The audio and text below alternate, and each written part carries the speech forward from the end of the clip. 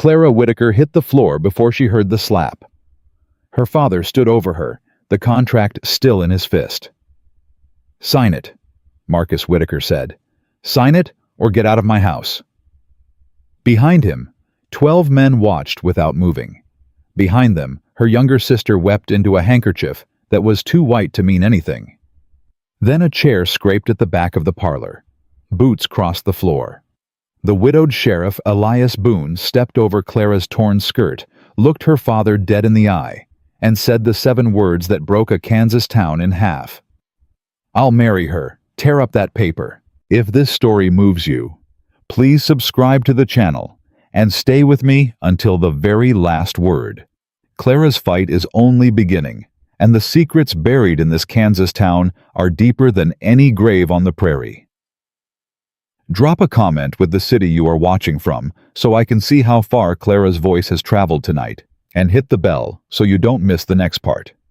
Now lean back, pour a cup of something warm, and let me tell you the rest. The contract trembled on the parlor floor between them.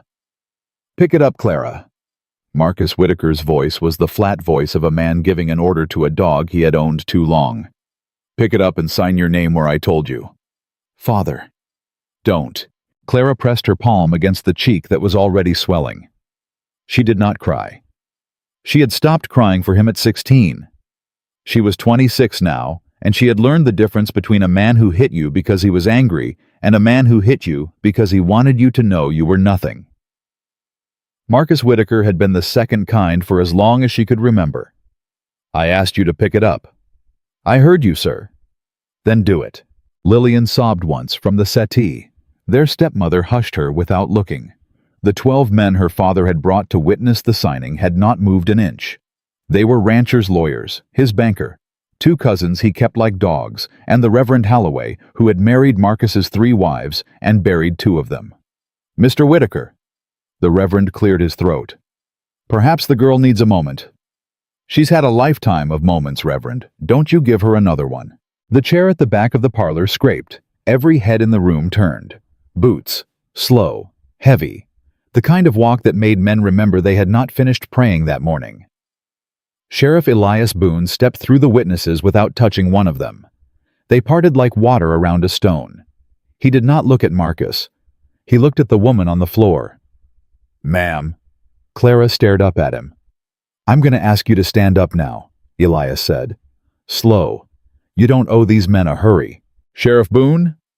Marcus's voice climbed half an octave. "This is a private family matter, and you are out of your jurisdiction." "Reckon it stopped being private the minute you struck her, sir." "She's my daughter." "That's the part I'm having trouble with." The 12 men exhaled at once. 2 of the ranchers stepped back from Marcus without seeming to. The banker found something interesting on his sleeve. Elias reached down. He did not touch her. He held out his hand at the height a man would offer it to a lady at a dance, and he waited. Clara took it. He pulled her up the way you pull up a saddle, without strain, without ceremony, then let her go. She straightened her shoulders before she straightened her dress. Sheriff Marcus said, "I was given to understand you came to my house today to accept the arrangement my late friend Cole proposed. I have his daughter Annabelle Cole sitting in my study. She is dressed. She is willing. She is—" "I came to your house today," Elias said, "because Reverend Holloway told me a wedding was happening. I have not yet seen one I'd consent to." Sheriff: "Tear up that paper, Mr. Whitaker. You have no authority in a private contract. Ain't speaking as the law." "Then what authority do you speak with, sir?" Elias turned his head. He looked at Clara for a long moment. He looked back at her father. He took his hat off slow and held it against his chest. "I'll marry her." The parlor went quiet enough that Clara heard the kitchen clock through 2 walls. Lillian gasped. "Oh!" Marcus said. "What?" "Your daughter," Elias said. "Clara, I'll marry her tonight. Tear up that paper and we'll write a new one before the moon's up." "You came for Annabelle Cole." "I came for a wife. I'll have one or I won't. Won't be that one." "Sheriff Boon, I will not stand here and—" "Then sit, Mr. Whitaker. You look unwell." The Reverend whispered, "Lord have mercy." Clara had not yet spoken. She was not sure her voice was where she had left it. Elias turned to her. He spoke softly the way men spoke to horses they did not own yet. "Miss Whittaker, I won't ask twice, and I won't ask in front of these men if it shames you. Step into the hall with me." "She'll do no such thing." Marcus moved. Elias did not move. He simply was suddenly between them, and Marcus had not seen it happen. "Mr. Whittaker, you will not put a hand on this woman again while I am drawing breath in your house. We clear. This is my house, sir." "I said we clear." A long, ugly silence. "Clear." Clara walked. She did not look at her father. She did not look at Lillian, who was still crying behind that white handkerchief. She walked into the hall, and Elias followed her and pulled the parlor door closed behind them with the same hand that had offered hers. She faced the wall. She put both palms flat against the wood. She breathed. "Take your time, ma'am." "I am not your ma'am, Sheriff." "You'd be Mrs. Boon if you said yes." "I did not say yes." "No, ma'am, you did not." She turned around. He was older than she had thought. 35, maybe 36, with the kind of face the prairie put on a man who had not been allowed to be young. There was gray at his temple that had not been there the last time she had seen him at the spring fair. He had buried his wife between then and now. The whole town knew it. She knew it. "Why?" Clara said. "Why what?" "Don't, Sheriff." He nodded once, a man who respected a fair question. "Annabelle Cole is 19, Elias said. She came up the steps of my office last Tuesday with her uncle behind her. I asked her 3 questions. What she wanted, what she feared, what she'd do if I went to ground in trouble. She had no answer to any of the 3. I'll not marry a woman who has no answers, Miss Whittaker." "And you think I do?" "I think a woman who's just been put on the floor by her father and stood back up without crying has answers. I think a woman who runs the south pasture of this ranch alone 6 days out of 7, while her sister tries on dresses, has answers. I think you have answers. I think your father has been beating them out of you for 10 years, and I think if I leave this house tonight without you, he will finish the work." She did not breathe. "That's why." "You don't know me, Sheriff." "No, ma'am. You expect me to lie with you?" "I expect you to live. The rest is between 2 grown people. And if I say no, then I will ride into town tonight and post a notice in front of the church that says any man who lays hands on Clara Whittaker will answer to me. And then I will ride home alone." That would not stop him. No, ma'am, it would not. But I'd have done what I could, and I would not be the kind of man who walked out of this house without trying. She closed her eyes. She thought of her mother. Her mother had died 10 years ago in a bedroom up these stairs, and the last thing she had said to Clara had been, "Take care of your sister." Lillian had been 12 then. Lillian was 22 now, and Lillian had been crying in the settee tonight, and Clara had not heard one word from her sister's mouth in defense of the older woman bleeding on the floor. "My sister," Clara said. "Ma'am." "If I go with you, my sister." "What about her?" "She marries the wealthy man my father picked. She becomes the woman of the house she's been wanting since she was old enough to spell silk. My father gets the money, the alliance, everything he set out tonight to take. He never needed me. He needed me to sign a piece of paper. He has the paper. If I go with you, my sister still—" "Yes, ma'am." "You understand what I'm asking?" "I understand you're asking if your father wins." "Yes." "He doesn't, ma'am." "How?" "Because tonight he learned in front of 12 witnesses that he did not get to sell his older daughter to a man of his choosing for a price of his choosing. He got to watch her walk out of his house with the sheriff. That is not a story Marcus Whittaker wanted told in this county. He'll tell a different one, Sheriff. He will. And folks will know which one is true because you will be alive in my house with my name, and they will see your face in town, and they will count the bruises." She opened her eyes. "That's cruel, Sheriff." "Yes, ma'am." "Are you a cruel man?" "I have been." "Are you now?"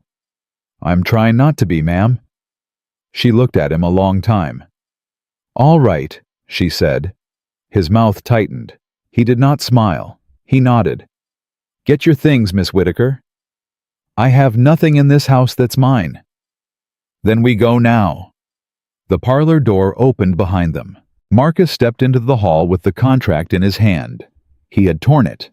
He had torn it with both hands slowly without taking his eyes off Clara, and the pieces still hung from his fingers like dead leaves. You will not come back to this house, Marcus said. Do you understand me, Clara? Not for Christmas, not for your sister's wedding, not when I am dying, not when I am dead. Father, say it. I understand. Out loud, girl. I understand, Father, that I am no longer welcome in this house. Good. And I understand, Clara said, and her voice did not shake, that everything I worked on the south pasture for 10 years stays the property of this family, and that you will hand it to a sister who will not know what to do with a single calf. I understand, Father. I understand perfectly. Get out. Yes, Father. Elias did not say a word. He put his hat back on. He held the front door for her. He did not touch her elbow. He did not steer her. He let her walk out of her father's house under her own power, on her own legs, on her own time, and when the door closed behind them, she stopped on the porch and put her hand on the rail, because she was not yet sure her knees were going to keep agreeing with her about gravity. Take a minute, ma'am. I am not a ma'am. No, ma'am. She laughed once. It came out as a single hard sound that surprised her. You have a horse. I have two. You came expecting to ride out with a woman. I came expecting to ride out with a wife. The horse don't care which. Sheriff Boon. Ma'am, if we are doing this, I will not be lied to. Not by you, not by your hands, not by your kin, not by the people of your town. You understand? Yes, ma'am. I will be lied to plenty by my own people. I do not require additional liars. No, ma'am. And if I find out you have a thing in your past you have not told me, I will not run sheriff. I will stay and I will make you account for it. That's fair. Is there a thing? Yes, ma'am. Her hand tightened on the rail. More than one. Yes, ma'am. Will you tell me? In time. Sheriff, I will tell you, Miss Whitaker. I will tell you all of it. I will tell you in a way that does not put my name and your name at risk on the same day, because that is not a luxury I can afford yet, but I will tell you. I owe you that, and I will pay it. She looked at him. All right, she said. We have an agreement. We have an agreement, Miss Whitaker. Clara. Clara. What do I call you? Most folks call me Sheriff. My mother called me Eli. My wife called me Boon. You'll figure out what fits. Your wife? Yes. How long? She's been gone 14 months. How? Fever. It came up the river that summer. Took 6 in town. Took her in 3 days. I'm sorry, Sheriff. Yes, ma'am. She looked at the road. The road went west. The road went toward the only house in 50 miles she had not yet been inside. Sheriff Boon. Clara. I have never been on a horse beside a man who was not my father or my brother. I'll walk you to your saddle then. I have my own saddle skills. I figured. Pasture for 10 years, you said. Yes. Then let's go. He went down the steps first. She followed. The yard was empty. The 12 witnesses had gone out the back to avoid being asked questions on the way home. Lillian was in an upstairs window. Clara did not look up. Elias did look up. He tipped his hat. Then he handed Clara the reins of the smaller of his 2 horses swung up onto the larger, and waited. You ready, Clara Whitaker? It's Clara Boon before sundown tomorrow, Sheriff, so you tell me. Then ride Mrs. Boon. She rode. They did not speak for an hour. The road took them past the south pasture she had built with her own hands, past the creek where she had set the first fence past the cottonwood, under which she had buried her favorite mare 2 winters back. She did not slow. She did not turn her head. She did not let him see what her face was doing, and she suspected he was not looking because he was the kind of man who knew when not to look. When the road forked, he took the right. Sheriff. Yes, that's not the road to your ranch. No. Where are we going? Town. Why? Because you said you would not be lied to.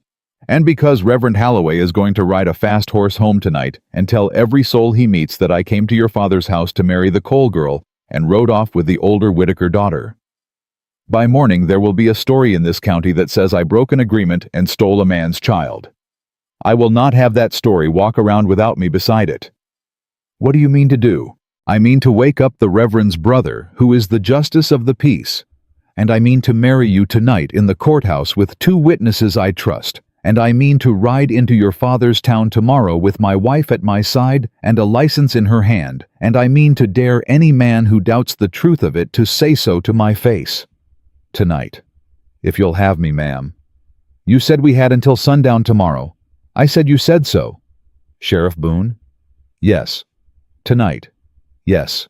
She pulled up her horse. He pulled up his. They sat their saddles and looked at each other under the half-moon.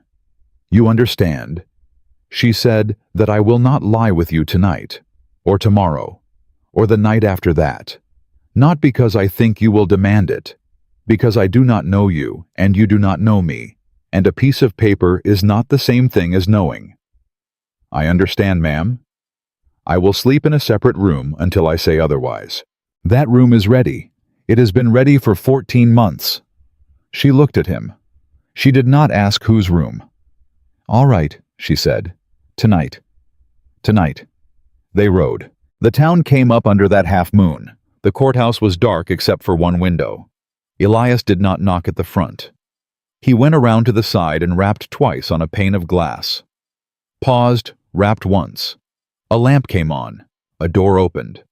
A man in a dressing robe with a beard like a Bible illustration looked at the sheriff and at the woman behind him and did not ask a single question. Boon. Judge. Inside. They went in. The judge wrote. He asked their names. He asked their ages. He asked whether they entered the agreement freely. Clara said yes. Elias said yes. The judge sent his wife to wake 2 clerks.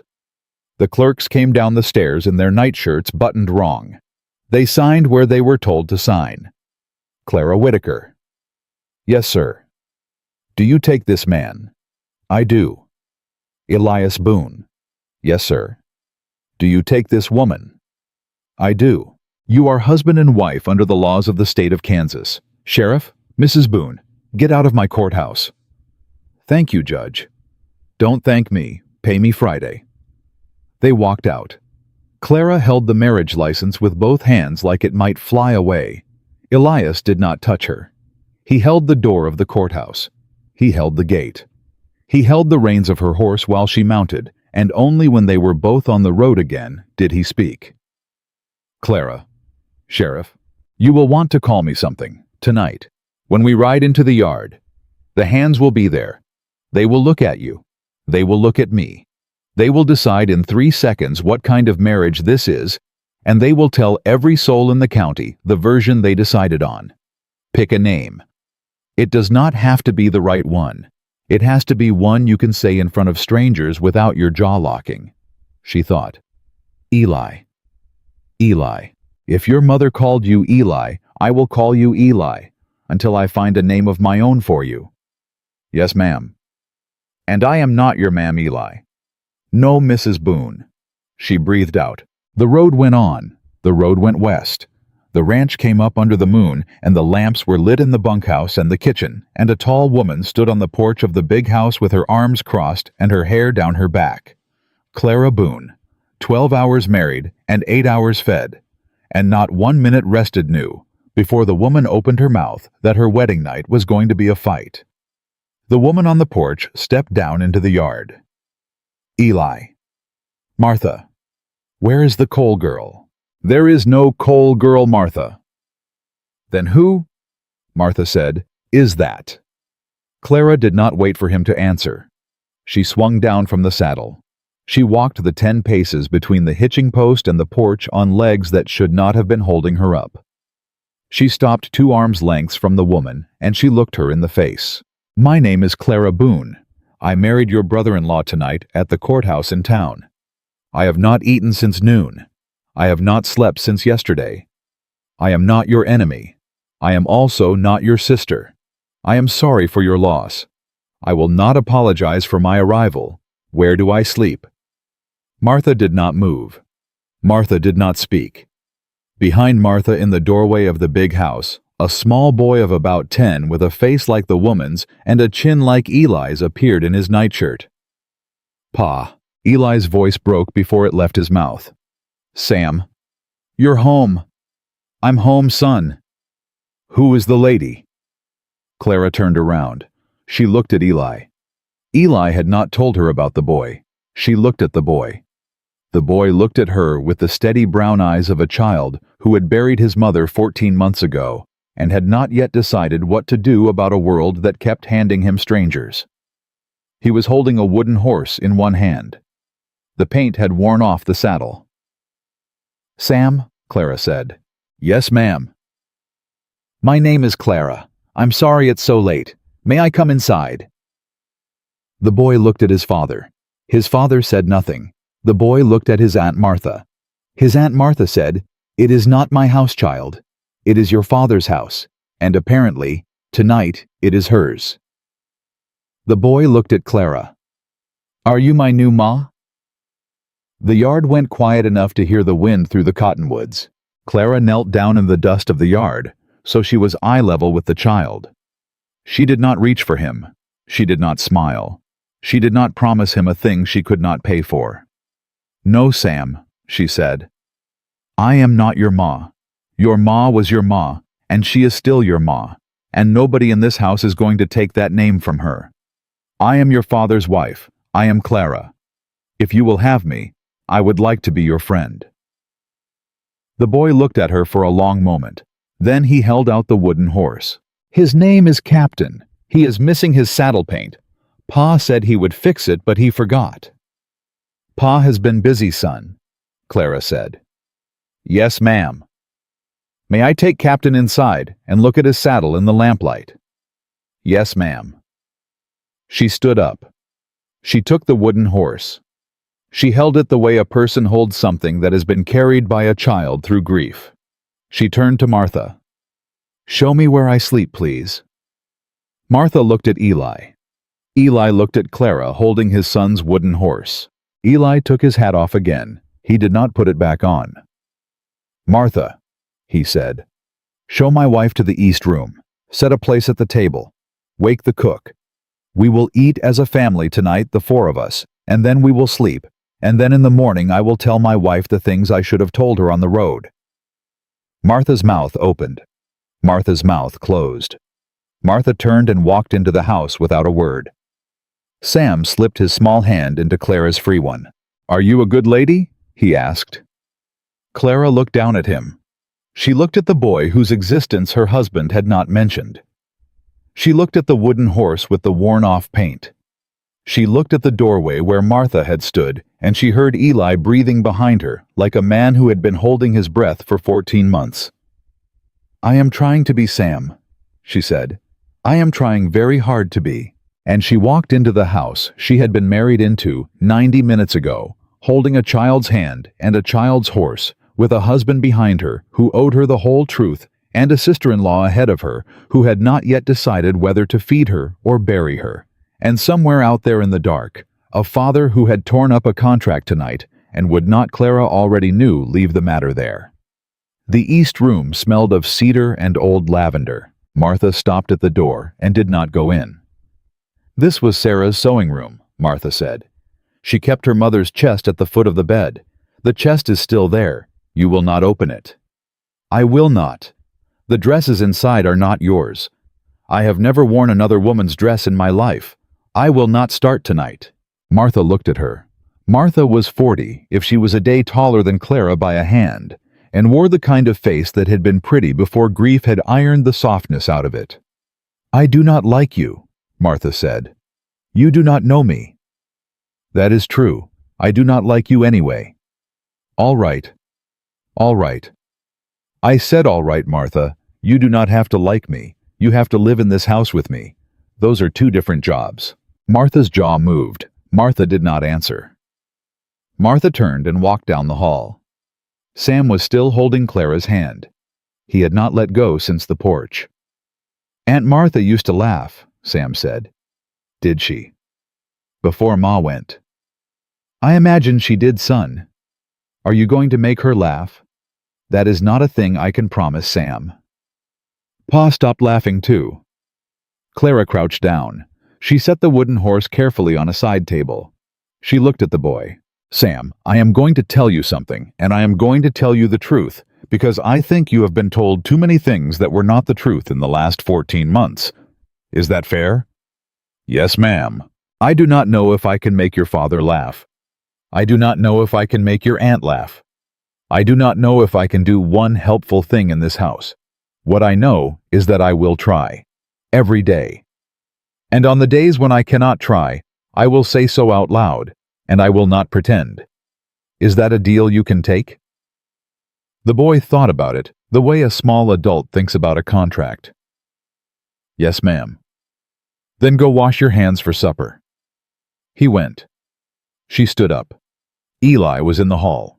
"How long were you standing there, Sheriff?" "Since I do not know. That was most of it." "Yes, ma'am." "You did not tell me about your son Eli." "No." "Were you afraid I would say no?" "I was afraid you would say yes for the wrong reason." "What reason?" "Pity, ma'am." She breathed in, she breathed out. "That was not yours to decide." "No, ma'am. It was not." "We will eat. We will sleep. In the morning you will tell me the things I should have known on the road. All of them, including what you did before you were the sheriff." His head came up. "How did you know there was a before?" "Because you have the hands of a man who used to do other work, and you have the eyes of a man who used to be the kind of man women's fathers told them to lock the door against. I have lived in a house with a man like that for 26 years. I know the look." "Yes, ma'am." "Supper." The cook had been woken. There was bread. There was cold ham. There was a pot of beans the cook claimed had been on the stove since noon and had only improved with the weight. Clara ate. Sam ate beside her and watched her eat. Martha did not eat. Martha sat with her hands folded and watched the stranger at the head of her dead sister's table. "Eli," Martha said. "Martha, did you ride into town and marry this woman tonight without telling a single soul in this house?" "I did." "Without telling your son?" "Sam was asleep." "He is not asleep now." "No." "You owe him better." "I do." "You owe me better." "I do not, Martha." The cook set down a pitcher and walked back to the kitchen fast. "You do not. You are my brother's widow, Martha. I took you in because my brother asked me to and because Sarah loved you. I did not take you in to be the woman of this house in Sarah's place. I have not asked that of you. I will not ask it of Clara either. The two of you will figure out what kind of women you are going to be in this house together or apart. I am not the man who decides it." Martha's eyes filled. Martha did not let one tear fall. "You used to be kinder, Eli. I used to have a wife, Martha." That was when the knock came at the front door. 3 hard, fast raps. The kind of knock a man uses when he has ridden a horse too far and does not have time to be polite. Eli was on his feet before Clara registered the sound. "Stay at the table," he said. "All of you." Clara stood up. "All of you," he said again, and walked out. She did not sit. She moved to where she could see the front hall through the doorway. Sam crept up behind her and slipped his hand back into hers. "Sheriff." A man's voice, out of breath. "Sheriff, it's Tom." "Tom? What?" "South fence is cut, 2 miles of it. They drove cattle off some time before midnight. I count 30 head missing on first ride. It will be more by morning." "Whose tracks?" 6 riders, shod horses. They did not bother to hide it." "Where did they go?" "East." "East is Whitaker land." "Yes, sir." The room was silent. "Saddle me a fresh horse, Tom. Wake every hand. Bring rifles. We ride in 10 minutes." "Yes, sir." The front door opened. The front door closed. Eli came back into the dining room. He did not sit. He picked up a piece of bread off his plate and ate it in 2 bites because he was a man who knew you eat when you can. Clara. I heard. My father. Yes. Within 4 hours of the wedding. Yes. He is faster than I gave him credit for. He is many things. Martha had stood up too. Eli, you are not riding onto Whitaker land tonight with 6 men and rifles. I am Martha. There is a thing called daylight. There is also a thing called 30 head of cattle, Martha, and a thing called the second night, when there will be 60 head, and a thing called the third night, when this ranch will not have a herd left to argue over. You will start a war. I did not start it. You will finish it badly. I will finish it the way it gets finished. Clara. Yes. I will be back before sunrise. If I am not back by sunrise, you will send Tom's brother to town for the deputy, and you will not under any circumstance ride out after me. Do I have your word? You have my word that I will do what is best for your son Eli. That is the only word I will give you tonight. He stopped. He looked at her. Then he nodded slow. Fair. He kissed Sam on the head. He did not touch Clara. He walked out. The front door closed again harder this time. Hooves in the yard. More hooves. Then the sound of a great many horses moving fast and away. Clara turned to Martha. Where does the medicine cabinet stand? What? Bandages, whiskey, needle and thread. Where? Clara. 6 men against 6. There will be at least 1 wound by sunrise. I will not be the woman who stood in this kitchen when he came back bleeding. Where? Pantry, top shelf, behind the molasses. Thank you, Sam. Yes, ma'am. I need you to do a job for me. There is a kettle on the stove. I need it filled with water all the way to the top. Do not lift it. Just fill it. The cook will lift it. Can you do that? Yes, ma'am. He ran. Martha watched her go to the pantry. Martha watched her come out with an armful of cloth and a brown bottle and a tin of needles. Martha did not move to help. You have done this before, Martha said. My father had hands. Hands get hurt. Doctors charge money. I learned. You are not a doctor. I am not. I am a woman with bandages and a kettle. Tonight, that is what is in this house. Clara? Yes. If he comes back without a wound, you will have done all this for nothing. Then I will have done all this for nothing, Martha, and I will be a happy woman. Martha looked at her a long moment. Then Martha walked over to the linen chest in the hall and started pulling out clean sheets. They worked. Sam carried small things back and forth. The cook boiled the kettle.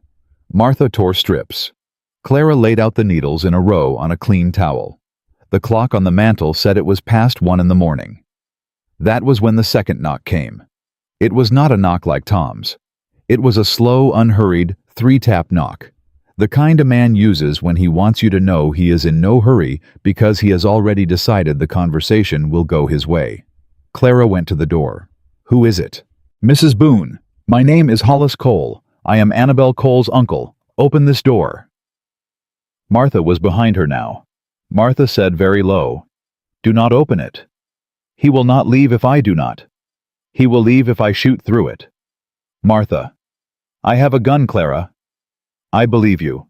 Put it where I can see it, but he cannot. And stand to my left. Martha vanished and reappeared with a long-barreled revolver Clara had not seen anyone draw. Martha stood to her left. Clara opened the door. Hollis Cole was a big man in a long coat. He had 3 men behind him. He did not look at Martha, and he did not look at the gun. He looked at Clara. Mrs. Boon. Mr. Cole. You stole a wedding tonight. I did not. My niece sat in a parlor for 4 hours, waiting for a man who walked out the side door with another woman. You did not steal a wedding. I did not, Mr. Cole. Sheriff Boon did not consent to that arrangement. There was no wedding to steal. There was an arrangement between 2 old men, and one of those old men was already dead, and could not speak, and the other was my father. And my father is a man whose word is worth less than a spent shell. The men behind Hollis Cole shifted. Hollis Cole did not. Your father said you would say something like that. My father has been wrong about me for 26 years. Where is the sheriff? Out. Where? Sir, I am the sheriff's wife of 4 hours. I am not the sheriff's secretary. Where the sheriff is the sheriff's business. He is on Whitaker land tonight, Mrs. Boon. She did not move her face. And how would you know that, Mr. Cole? He smiled. He did not mean it kindly. Because the man who drove your father's cattle east tonight rides for me. The hall went still. Martha's hand tightened on the revolver. Say that again, Clara said. You heard me, Mrs. Boon? You drove my father's cattle onto my husband's land tonight, then went to my husband and reported the theft as if it had come from his own herd, knowing he would ride east in the dark and put himself onto Whitaker ground with rifles drawn against my father's hands. And you came here while he was riding to ask me to feel sorry for your niece. I came to ask you to consider, Hollis Cole said, whether your husband walks back into this yard in the morning at all. Clara felt Sam somewhere behind her in the kitchen drop a tin cup. The sound went through the house like a shot. You would kill the sheriff over a girl who could not answer 3 questions. Annabelle is my brother's only child. Then you should have raised her better. Mrs. Boon, Mr. Cole, you are standing on my husband's porch, threatening my husband's life in front of my husband's son. I want you to take a long look at the woman you came to scare, and I want you to understand that if my husband does not ride back into this yard at sunrise, the first man I will have hanged is not the man who pulled the trigger. It is the man who set the trap. Do I make myself plain? You have a fast tongue for a woman who was on a parlor floor at sundown. Yes, that tongue will get a cut out one day. It will not be cut out tonight, Mr. Cole. Tonight you are going to step off this porch, mount that horse and ride. And you are going to tell my father that the next time he sends a man to my door, I will not be the one who comes to it. Sheriff Boon will, and he will not knock.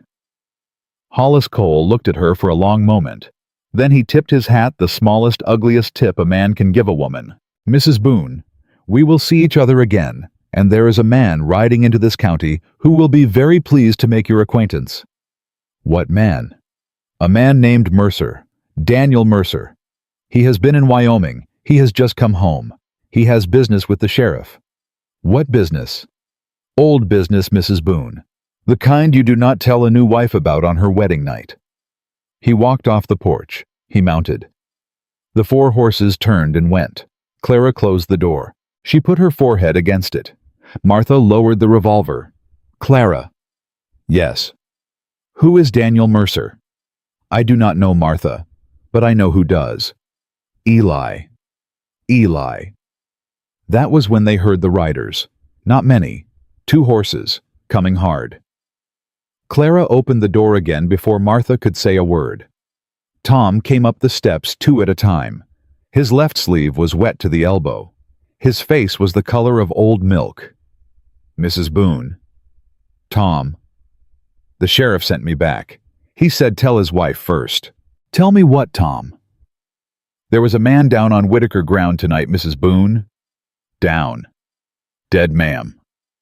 The hall was silent. Whose man? Your father's, ma'am. One of his hands. We did not shoot him. He was already dead when we got there. Shot once in the back and laid out across the cut fence like a sign. Clara closed her eyes. Where is my husband? On the way home, ma'am, with the body. He said the body comes here not to your father's house until we know who did it and why. Who did it, Tom? I do not know, Mrs. Boon. Guess. It was not us, ma'am. I know it was not you. And it was not your father's men. How do you know? Because Mrs. Boon, the man who was shot, was your father's foreman. Your father would not have shot his own foreman in the back and laid him on a cut fence for us to find. Then who, Tom? Tom swallowed. The bullet that killed him. The sheriff dug it out himself in the dirt by lantern. He said to tell you. He said you would want to know first before the rest of the county knew. What about the bullet? It came from a .44, the same caliber the sheriff carried 6 years ago, ma'am, when he was not yet the sheriff. The same caliber as the gun he turned into the marshals the day he took the badge. There is no other 44 like it in this county. Tom? Yes, Mrs. Boon? Are you telling me my husband is about to ride into this yard with a dead man whose body says my husband killed him? Yes, Mrs. Boon. And we have until sunrise to figure out what to do about it. Less than that, ma'am. Tom? Yes. How much less? He looked at her. Mrs. Boon, there were tracks around the body. 6 riders. They came in after us. They went west. West is town. They are riding to the marshals. She heard Sam somewhere in the kitchen start to cry without making a sound. She heard Martha behind her cock the long-barreled revolver. She heard her own voice level and quiet, and not her own. Tom, wake the cook. Pour every lamp in this house full of oil. Saddle the freshest horse in the barn. And tell my husband when he rides into this yard that his wife will meet him at the gate. Clara met Eli at the gate. She had the lantern. Martha had the revolver in the doorway. The cook had the kettle. Sam was upstairs with strict instructions not to come down for any sound he heard. The 4 riders came in slow. The body was across the saddle of the second horse. Tom had ridden ahead. Eli was in the lead. 2 hands rode behind, and one of them kept turning his head to look at the road they had just left. Eli swung down before the horse stopped. Clara. Eli. Tom told you. Tom told me. All of it. All of it. Then we do not have time to speak in front of the men. No, we do not. Bring him to the porch. Lay him on the boards. Cover his face. The cook has hot water. Clara. What? You have done this before. I have not done this, but I have seen it done. And tonight, one of us has to be the one who has done it before Eli. So that is me. He nodded. He turned to the hands. Caleb. Bring him. Slow. Boys, you did not see this body. You did not see that bullet. You did not ride out tonight. You were in the bunkhouse from sundown to now. Anybody asks anybody, you answer with that and nothing else. Am I understood? Yes, sir. Tom. Yes. You were never in town tonight. You were never on Whitaker ground. You came to me at the bunkhouse at midnight to say a fence was down. We rode out at first light. That is your story when the marshals come, not before. Yes, sir. Then go to bed. All of you. The man you saw tonight, you saw in a dream, and you woke up before it was finished. The men went. Eli walked up onto the porch. He took his hat off. He put it on the rail. He looked at Clara. How long do we have? Tom counted 6 riders going west. Town is 2 hours hard. The marshals will be a 3rd hour finding their boots. We have until dawn, maybe a little after. 3 hours. 3 hours. Clara. Eli. You should sit down. I will not sit until I know who shot that man with your gun. He looked at her. My gun has not been in my hand for 6 years. I believe you. That is not the question I asked. No, ma'am, it is not. Eli. The man who has my husband's gun. Tonight. Walking around, shooting father's foreman in the back, and laying them on cut fences for the marshals to find. Who is he? He sat down on the top step. He had not sat down once tonight. He sat now because his legs had decided for him. Daniel Mercer. Hollis Cole said his name to me an hour ago, Eli. Cole said it. He said Mercer had business with the sheriff. He said it was the kind of business a man does not tell a new wife about on her wedding night. Cole was right about that part. Eli. Yes. Tell me now. He put his hands on his knees. He looked at his hands. 6 years ago, I was not the sheriff. I know. I was a land agent. What does that mean? It means a man rode out to ranches that were 3 months behind on their notes, and a man told the woman of the house that the bank was going to take the place in 20 days, and a man offered her 30 cents on the dollar for the deed, because 30 cents on the dollar was better than nothing in 20 days. Eli. And the woman signed. And the bank was not going to take the place in 20 days. No, ma'am. The bank had not even started the paper. No, ma'am. And the man you rode with? Daniel Mercer. Daniel Mercer was the man who told you which ranches were behind. He worked at the bank. How many ranches, Eli? 11. 11 ranches stolen from 11 women in this county. Yes, ma'am. And the 11th. He did not answer. Eli, the 11th. Was Sarah's mother. The porch went very quiet. Your wife's mother. Yes. You stole your wife's mother's ranch. I did not know who she was, Clara. I did not know Sarah then. I did not meet Sarah for 2 more years. I rode up to that house with Mercer's paper, and I sat at that woman's kitchen table, and I told her she had 20 days, and she signed, and I rode away. 6 months later, her daughter came into the dry goods store in town, where I had taken a clerk's job because I could not stand my own face anymore, and she looked at me across a counter, and I knew her by her mother's eyes, and I told her the truth before she handed me her money. You told her. On the spot. And she threw the money in my face and walked out and came back the next day and asked me what I had done since, and I said I had quit. And she said, "Prove it." And you proved it. For 2 years I proved it. I worked for the marshals. I gave them the names. I gave them the papers. I gave them Mercer. You gave them Mercer. I testified at his trial. I sat in the box and I said his name, and I named every ranch and every widow and every dollar. He went to Wyoming Territory for 10 years. He has been gone 6. He came home tonight. Tonight? Tonight. And the gun that killed your father's foreman is the gun I was carrying the day I quit. The gun Mercer took out of my saddle the night I walked out of his office and would not look at him. I never reported it stolen because I never wanted to say the word Mercer in front of a marshal again. So the gun is still in my name. And the bullet in that man on the boards came out of it. And the marshals will know it inside an hour of looking at it. Eli. Yes. Sarah. Sarah married me 3 months after the trial. Her mother came to the wedding. Her mother held my hand at the altar and said, "You did the hard thing the hard way, son. Most do not."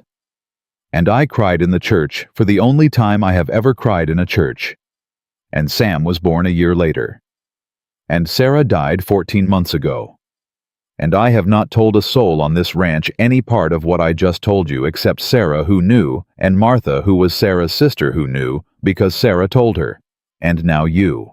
She did not speak for a long moment. Then she said, "Stand up." Clara. Stand up, Eli. He stood.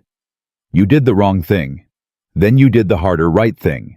Then you married a woman who lost what you helped take, and you raised a son with her, and you put on a badge, and you wore it for 6 years without one stain on it that this county can name. And tonight a man you put in prison has come back to bury you with a bullet from your own gun. Is that the shape of it? Yes, ma'am. Then we are going to fight like a couple, Eli, because that is what we are now, whether either one of us is ready for it. And I am going to tell you what I know. And you are going to tell me what you know, and we are going to put it in an order. Sit back down. He sat. Hollis Cole is in it, she said. He drove the cattle east tonight. He told me so to my face. He works with Mercer. He is Mercer's brother-in-law. He is what? Annabelle Cole's father was Mercer's older brother. Mercer married into the coal money and ran the bank with it. When he went to prison, the bank went to Hollis. Hollis has been quiet for 6 years. The marriage to Annabelle was supposed to be the move. They were going to put Annabelle in my house and have me where they could see me. And when you walked out with me, they moved tonight instead of in a month. My father is in this. Yes.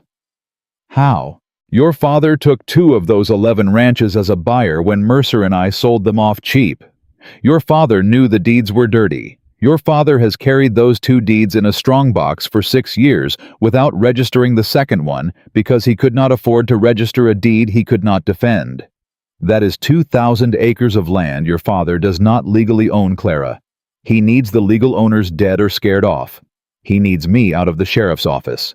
He needs Mercer in his house signing new paper. And he needed your sister married to the coal boy to bring the coal bank into the deal. He had it all set up. And then I walked out of his parlor with you. And he is doing what a cornered man does. Yes. Eli. Yes. Who are the legal owners of the 2 ranches my father is sitting on? One is dead, husband and wife both, no children. And the other? He looked at her. The other is your mother's sister, your aunt. She is in St. Louis. She does not know she owns it. The deed is in her grandfather's name, and the title still runs through her. She is alive. She is 61 years old. She is your blood, Clara, and your father has been pretending she is dead for 15 years. Clara sat down on the porch step. She did sit down now. She had not meant to. Aunt Margaret? Margaret Whitfield. Maiden name your mother's, yes? My father told us she died in the war. Your father lied. My mother went to her grave thinking her sister was dead. Yes. I have an aunt. You have an Aunt Clara, and she has 1,000 acres of land your father has been pretending he owns since before you could read. And the second she sets foot in this county, your father loses everything he has stolen, and your sister's wedding falls apart because the coal boy will not marry into a family that does not own what its name is on. Eli. Yes. How long have you known about my aunt? 2 years. And you did not come tell me.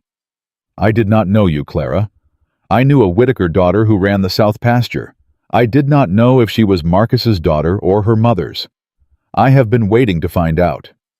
And tonight I found out, and tonight Mercer rode home. And tonight is the only night either of us is going to get. She put her hands over her face for the count of 3.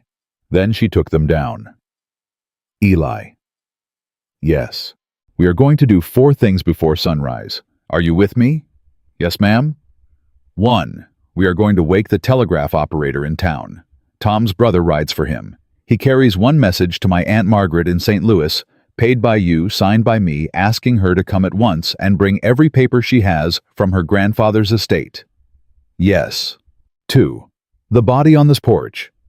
We do not hide it. We do not move it.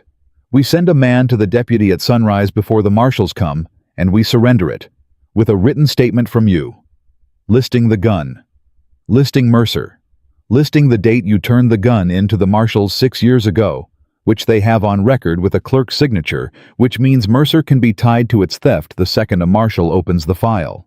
The marshals will ride in here looking for the man who shot a foreman with the sheriff's old gun, and they will leave looking for Daniel Mercer. Clara. 3. My sister. Lillian. Lillian was crying tonight in our father's parlor, and she did not say one word for me. I do not yet know if she was crying because she could not help me, or because she would not. I need to know which. I am going to ride to her at first light. Clara, you are not riding to your father's house. I am not riding to my father's house. I am riding to the lane behind it where my sister walks her mare every morning at 6. I have walked it with her since she was 8. She will be there. And if she is not, I will know what she is. 4. You. You are going to write everything you just told me onto paper tonight. Names, dates, ranches, widows, numbers, every dollar, every signature. You are going to seal it. You are going to hand it to Martha. And Martha is going to hide it in this house in a place neither you nor I know, because if Mercer kills both of us between now and sunset tomorrow, that paper still goes to a marshal. He stared at her. You have been in my house 6 hours, Clara. I have been alive 26 years, Eli. 6 of those hours do not change the other 26. Are you with me on these 4? I am with you. Then go inside. Wake Tom's brother. Wake Martha. Get the paper and a pen and the strongbox key. I will be in there in 5 minutes. He went. She sat alone on the porch for 1 minute. The body of her father's foreman was 3 feet from her boot. She did not look at it. She looked at the road. The road was empty. For now. She was about to stand up when she heard from the dark beyond the gate the soft, careful sound of a single horse walking. Not riding. Walking. Bridle muffled. Hooves on the grass beside the road, not on the road itself. A horse, a person did not want to be heard. Clara stood. She did not call for Eli. She did not call for Martha. She walked to the lantern on the rail and she turned it down to nothing, and she stepped off the porch into the dark of the yard and she waited. The horse stopped at the gate. The rider sat for a long moment. Then the rider whispered, Clara, Clara, please, open the gate. It is me. The voice was Lillian's. Clara walked to the gate. She did not open it. Lillian? Open the gate. Why are you here? Father does not know I am here. Father thinks I am asleep. I rode out the back lane on the kitchen mare. Clara, please. I have something. I have something for you. What? A book. A book. A ledger, Clara, from his strongbox. I took it after he went to bed. He has been writing in it for 6 years. I do not understand most of what is in it, but I understand the names. Clara, your name is in it, and a name called Mercer, and a name called Cole, and a name called Margaret. And there are numbers and dates next to every name, and I do not understand the numbers, but I understood enough to ride. Clara opened the gate. Lillian fell off the horse into her arms. He is going to kill the sheriff, Clara. I heard him say it. Tonight he sent a man with a gun. He sent a man to ride behind the marshals and shoot the sheriff dead in the road before the marshals even reach him. The man is already gone. He left an hour ago. Clara, the sheriff cannot ride to town tonight. The sheriff cannot ride anywhere tonight. He has to stay in the house, and you have to stay with him, and I will go to the deputy myself. I will go. I have the ledger. I will go. Lillian. Clara, please. Lillian, look at me. Lillian looked at her. She had a cut over her left eye. Fresh, clean. The kind a man leaves with the back of a hand. Clara put her hand on her sister's face. He hit you tonight, too. After you left, when I tried to ask him to stop. All right. All right. All right, Lillian. You came. You came late. You came with a black eye and a stolen ledger and a horse you did not ask for. That is enough. That is enough for tonight. Walk with me. She put her arm around her sister. She walked her up the path. She walked her past the body of the foreman on the porch boards. Lillian saw the body. Lillian did not stop. Lillian walked. At the door, Eli was waiting with paper and a pen. He saw the second woman. He saw the cut on her face. He saw the ledger under her arm. He did not ask one question.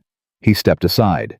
He let them in, and from somewhere very far away on the dark road behind them, a single rifle shot cracked once across the prairie and went silent. The shot stopped at the road and did not come again. Eli stepped past Clara into the doorway. He did not draw his gun. He did not need to. The shot had not been for the house. Tom. Tom was already at the gate. I heard it, Sheriff. 2 of you. Go. Slow. No lanterns. If a man is alive on that road, bring him in. If he is dead, leave him and remember the place. Yes, sir. 2 men went on foot. Eli closed the door. Eli locked the door. Eli came back to the parlor where Clara had set Lillian down on the settee with a wet cloth on her eye. That was not at us, Lillian said. No, ma'am. Then who? Lillian, Clara said. How many men did Father send? 1. 1 man. He said 1 man was enough. He said the sheriff would be alone on the road and would not see him. And who was riding tonight in front of that man, Lillian, between him and Eli? Who else? Lillian looked at her. Mercer. Mercer, Clara said. Mercer was on that road. Mercer killed Father's man. Why? Eli answered. His voice was quiet.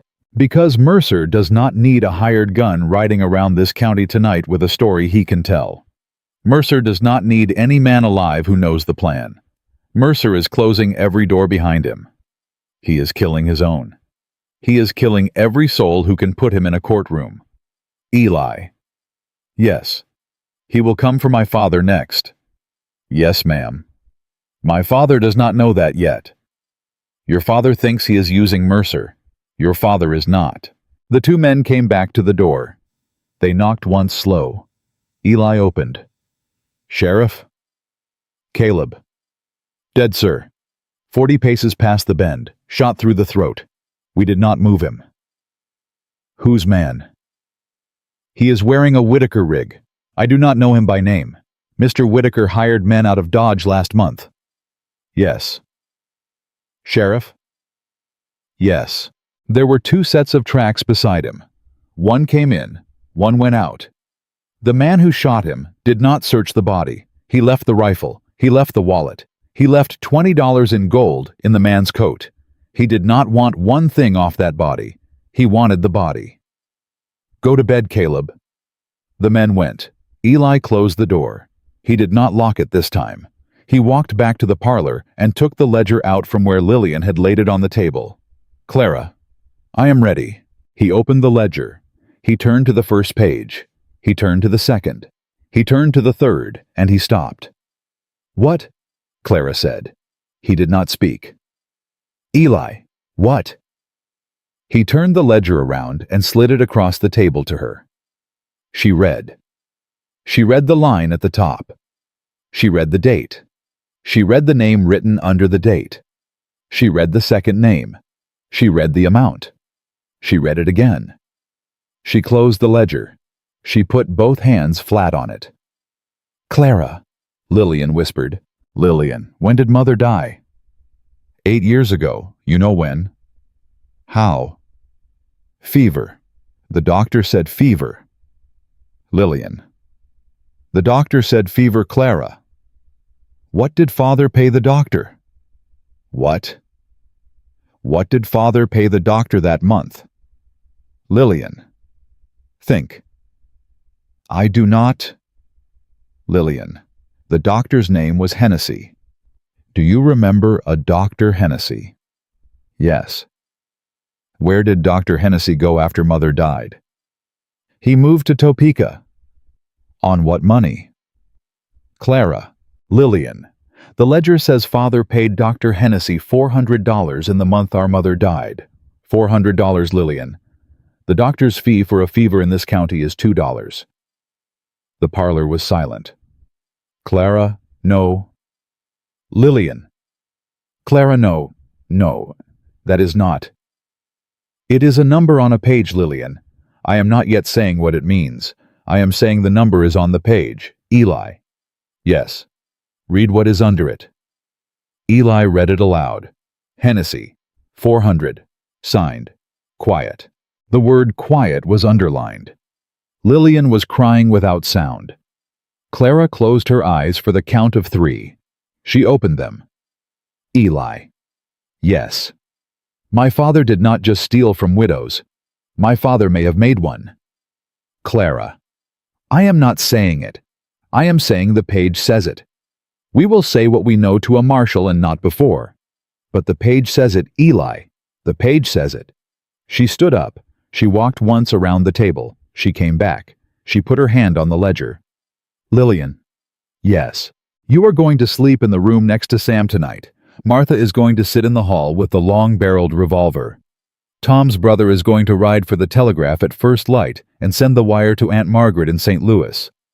Eli is going to write his statement. I am going to ride. Where? Home. Clara, no. Lillian, listen to me. Father does not yet know you are here. Father will know at sunrise when the kitchen mare is missing. Father will not call the marshals. Father will send men. The first man he sends will come quietly. The second will not. By noon, there will be 6 men at this gate, and the marshals will be in town listening to a story that I was kidnapped by my husband, and there will be no one left in this county who can speak for me except me. Then send Eli. Eli is the man Father wants in a coffin. Eli is the man Mercer wants in a coffin. The minute Eli rides off this ranch, Mercer is on him with the same 44. I will go. I am the daughter. The daughter walks into the house alone. The daughter is the only one Father will not shoot at the door. He will not shoot you. He hit me with a contract in his fist, Lillian. He will not shoot you, Clara. I am not asking him to shoot me. I am asking him to listen. With the ledger on the table in front of him. With the marshals already wired. With Aunt Margaret already on a train. With Eli at the gate of his own land with 12 hands and the deputy from town. I am asking him to listen, Lillian, because for the first time in 26 years I am holding the only thing he understands, which is leverage.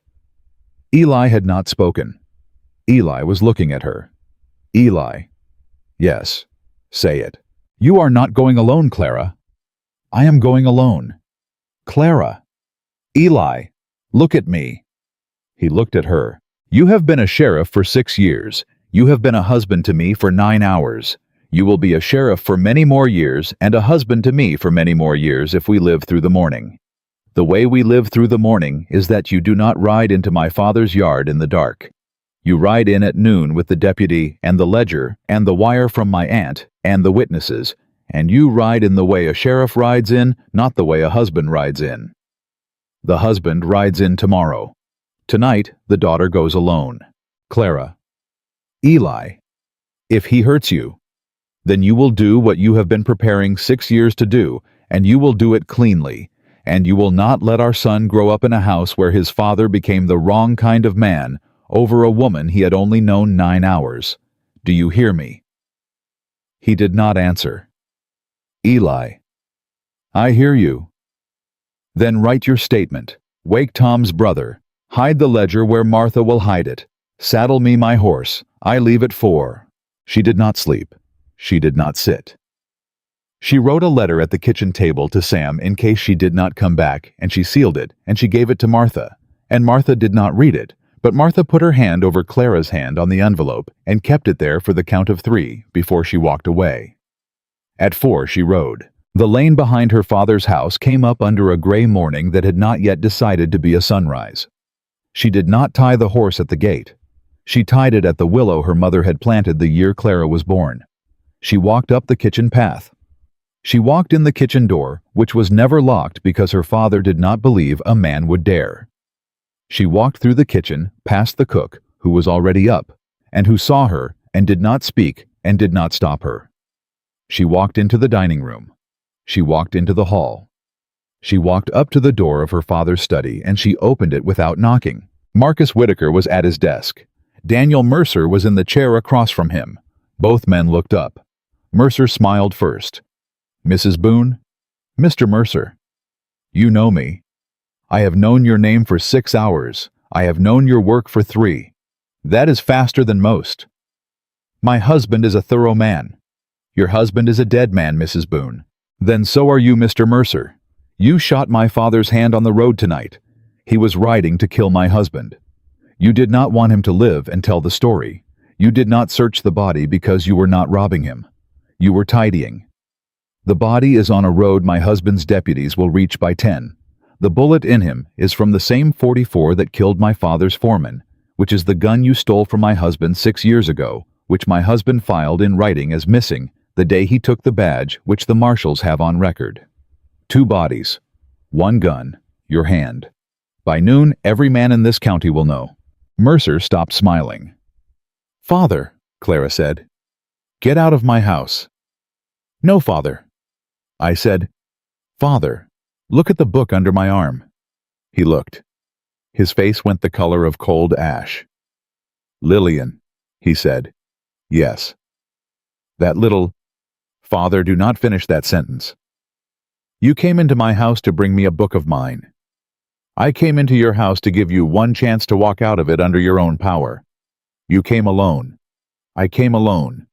Then you are stupider than I thought. Possibly. We will see. Mercer stood up from his chair. Sit down, Mr. Mercer, Clara said. Mrs. Boon, sit down, or I will say the next sentence in front of my father instead of in front of both of you, and you will not like which version of it goes onto the page when the marshals come. He sat. Father, she said. Dr. Hennessy. Marcus did not move. $400. The month mother died. Underlined quiet. You do not know what you are looking at. I know what a number is, Father. I have been keeping the South Pastures books for 10 years. I know a $400 payment from a $2 payment. I know what the word quiet means, written in a man's own hand under his wife's death. I know what it means. And so does a marshal. And so does a jury. And so will every man in this county by sundown unless... Unless what? Unless you sit down at this desk now and you write 3 things. 1. A signed statement that the coal arrangement was extortion. 2. A signed statement that you do not and have never legally owned the deeds to my aunt's 1,000 acres or to the Hadley place, and that you took both as a buyer of stolen paper from the man sitting in your chair. 3. A signed retraction of every word you have spoken or will speak about my husband to the marshals. You will sign these 3. You will sign them in the next 5 minutes. And in exchange, I will not today hand the marshals page 11 of this ledger and the name of Dr. Hennessy in Topeka. You would protect me. I would not, Father, but I would let the law work the way the law works, in order one charge at a time, and I would not stand over your hanging on, the day I was supposed to be standing in my own kitchen with my own husband. That is the trade. Take it or do not. He did not move. Mercer said softly, Marcus, sign. Quiet, Daniel. Sign, Marcus. I said quiet. Marcus, the girl is right about the road. The girl is right about the gun. If she walks out of this house alive, I am on a train by noon, and you are alone in this county, with 11 names in that book and a doctor in Topeka who will sing for $100. Sign her papers, Marcus, and live. Or do not, and hang for the wife instead of the land. You will run. I will run. I came home to settle one debt, and I have settled it. The boy on the road is my last mark on this county. I am gone before the deputies are saddled. Sign her papers, Marcus. Marcus's hands were on the desk. He picked up the pen. He did not look at Clara. He wrote. He wrote 1 statement. He wrote 2. He wrote 3. He signed each. He pushed the pages across the desk. She picked them up. She read each. She folded them. She put them inside the ledger. Father, get out. One more thing. I have signed. Lillian. What about her? Lillian is at my house now. Lillian is staying. Lillian will not come home. You will not send a man for her. Today, tomorrow, ever. If a man rides up to my husband's gate looking for my sister, that page 11 walks to the deputy the same hour. Do we understand each other? He did not answer. Father, I understand. Out loud. I understand. She turned to leave. That was when the front door opened hard and a great many boots came into the hall, and the deputy from town and Tom and Caleb and Eli and 4 other men, Clara did not know, walked through the dining room into the study, and Eli, who was supposed to be at his own gate, was at her shoulder before she finished turning around. Eli, I told you. I came at noon, Clara. It is noon. It is not. It is, ma'am. You have been in this room 3 hours. You did not notice. She had not. Mercer was already on his feet, already moving for the side door, and Tom was already there, and Caleb was already there, and Mercer sat back down, because there was nowhere to sit but down. Sheriff Boon, the deputy said. Reuben. This your wife? That is my wife. What is in her hand? 3 signed statements from Mr. Whitaker and a ledger that closes 11 cases for the marshals. And the man in the chair. That is Daniel Mercer, who shot your hand on the road tonight, and who shot Mr. Whitaker's foreman on Whitaker land before midnight, and who is going to ride out of this house in irons. Is that so, Mr. Mercer? Mercer said nothing. That is so, Eli said. The deputy nodded once. The deputy and his men took Mercer out. Marcus did not look up. Marcus did not stand. Marcus stayed in his chair like a man whose chair had just become smaller than him. Eli turned to Clara. Mrs. Boon, Sheriff? You walked into your father's house alone at 4 in the morning. I did. You walked out of it at noon with the county in your hand. I did. In front of these witnesses. What? In front of these witnesses, ma'am. What, Eli? He took his hat off. He put both hands on her face, careful the way a man holds a cup he does not own yet. He kissed her. He kissed her once slow in the doorway of her father's study, in front of the deputy, and the men and her father, and the open ledger on the desk. The hall behind them went quiet enough to hear the kitchen clock through 2 walls. He let her go. She did not step back. She did not step forward. She put her hand once briefly against his chest. Eli. Yes.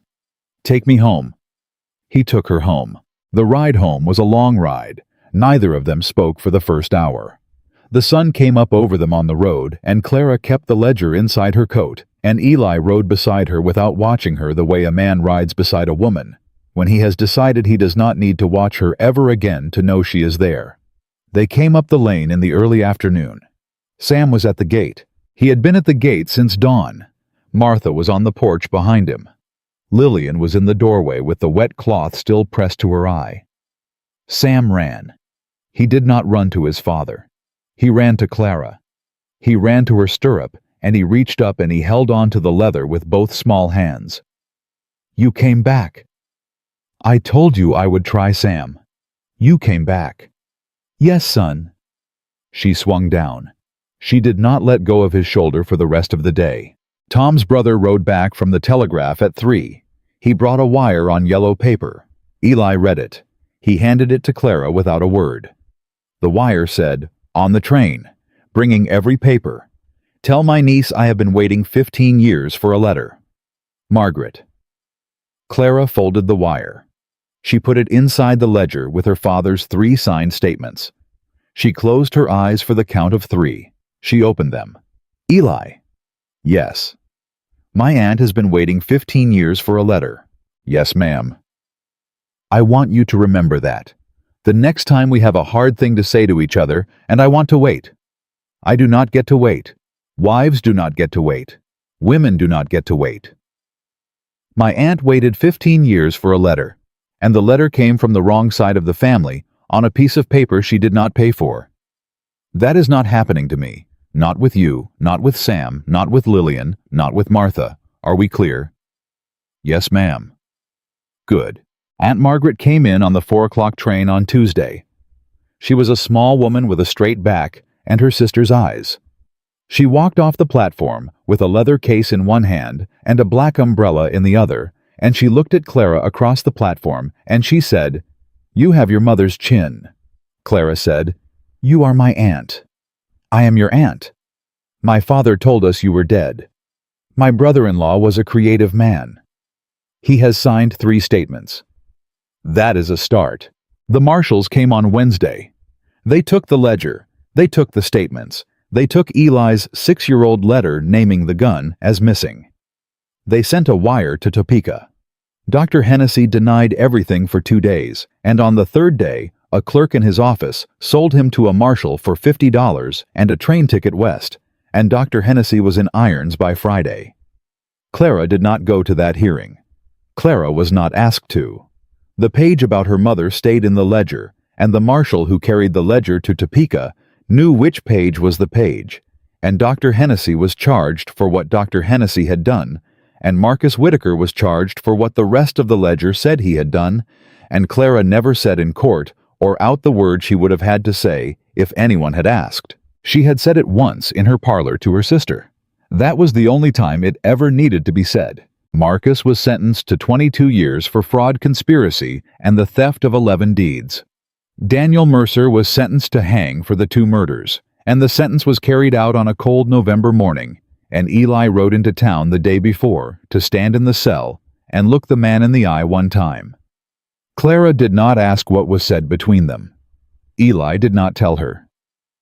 Eli came home that night and held his son for an hour without speaking, and then he ate his supper, and then he slept, and Clara did not wake him. Hollis Cole left the county on his own train.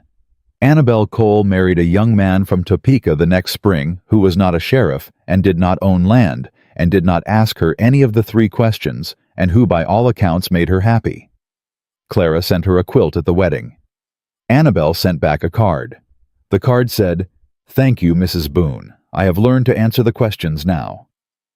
Aunt Margaret stayed.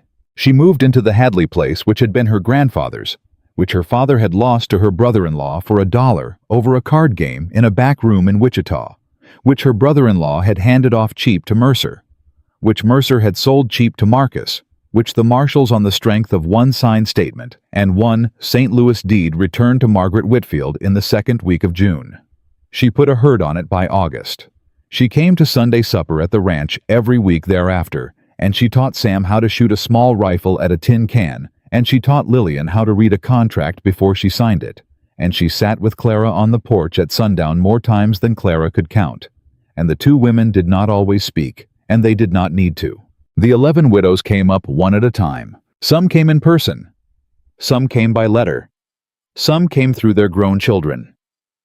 Eli sat at his desk in the sheriff's office for 1 full year after Mercer hanged, and he wrote out the list with Clara at his shoulder, and he found every one of them, and what could be returned was returned, and what could not be returned in land was returned in money, because Clara sold the south pasture of her father's ranch back to the bank to do it, and the bank held the paper at 3% interest, and Clara worked the figures every quarter, and the figures came out, and the women got their money. 2 of them did not want it. One was a widow in Abilene who had built a new life and would not look back. She wrote and said, "Keep it. Give it to a girl who is starting." Clara held that letter in her hand for a long time. She did not give the money to a girl who was starting. She put it into a fund. She put a name on the fund. She called it the Whitfield Fund, after her aunt, after her mother, after the maiden name that had been hidden in a strongbox for 15 years. She put Aunt Margaret on the board. She put Lillian on the board. She put a Hadley cousin on the board. She put herself on the board. She put no Whitaker man on the board because there were none left who would have served on it honestly, and one who would not. The fund made loans to women whose husbands had died and whose ranches were behind on the note. The fund made loans at 2% against an honest appraisal with a 5-year term, and a clause that said no woman who held a Whitfield loan could be foreclosed by any bank in the county without the fund's signature first. The fund loaned out $41,000 in its first 3 years, and the fund lost $600 on one bad loan, and the fund grew anyway because the women who borrowed paid, because women who had been told for 40 years that nobody would lend to them paid back what they were lent. The Ranchers Cooperative came up out of all of that. Eli proposed it. Clara wrote it.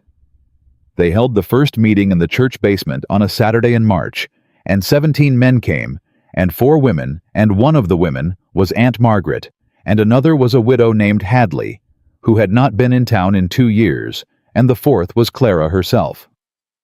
They wrote rules about the creek. They wrote rules about the fence. They wrote rules about the brand. They wrote rules about the count.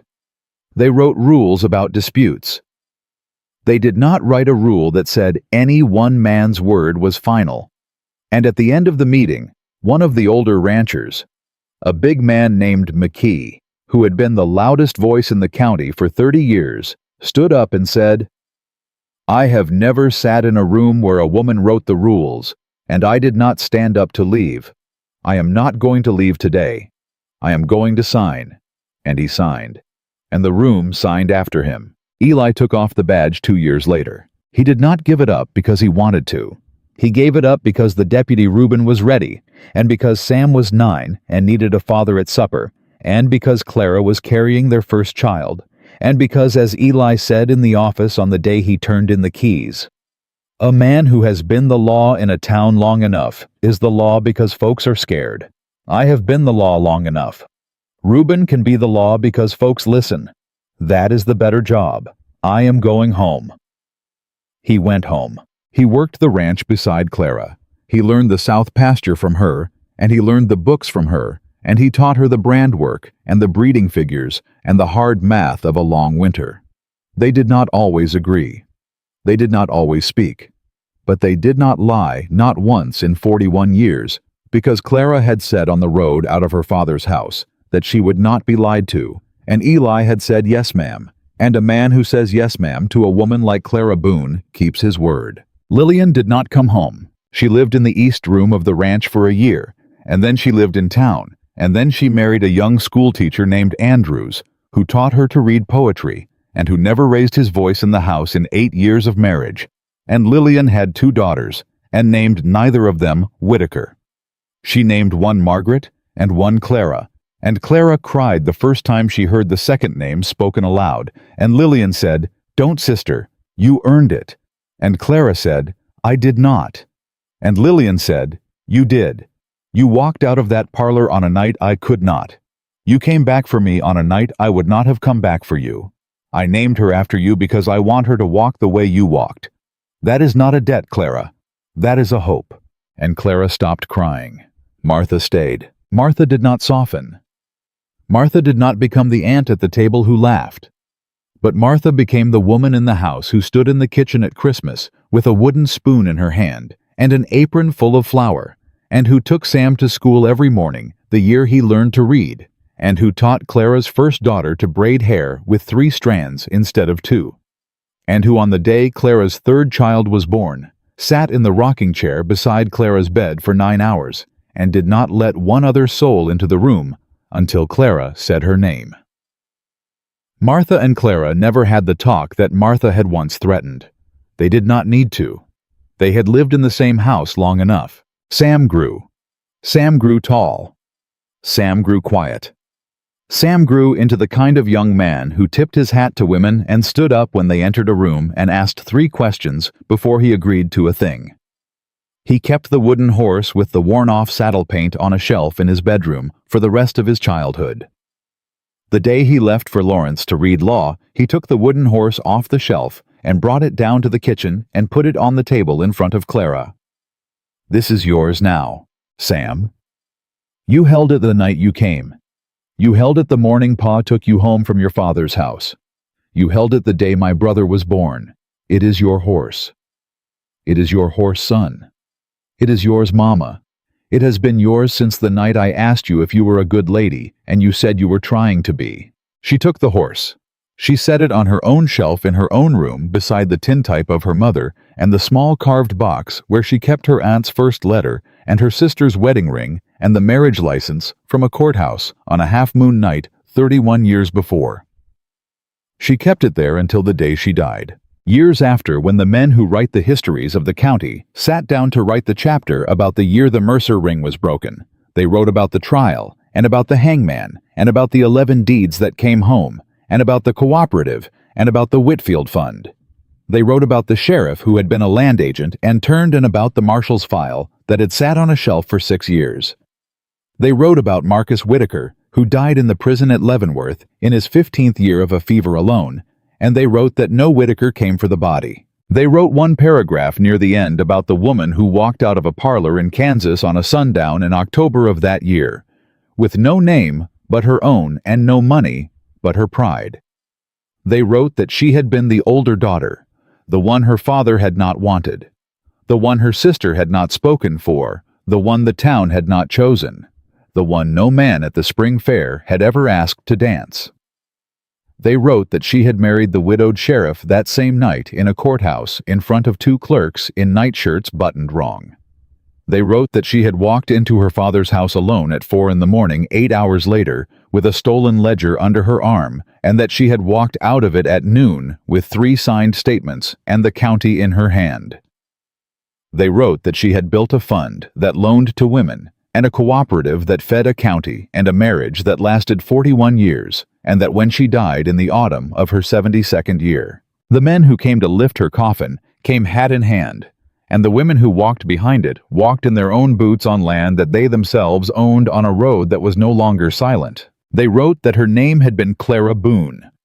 They wrote that she had been born Clara Whitaker. They wrote that she had not been given her worth by a father or a beauty or a fortune or a name. She had built it with her 2 hands in a house she had been told was not for her, beside a man who had told her the truth on the porch the night they married, and beside a sister who had brought her a stolen ledger on a stolen horse, and beside an aunt who had waited 15 years for 1 letter, and beside a son who was not her own and became her own, and beside a sister-in-law who had never said the word love to her in 14 years and had not needed to. She had built it, and the plains had carried her name, and they carried it still.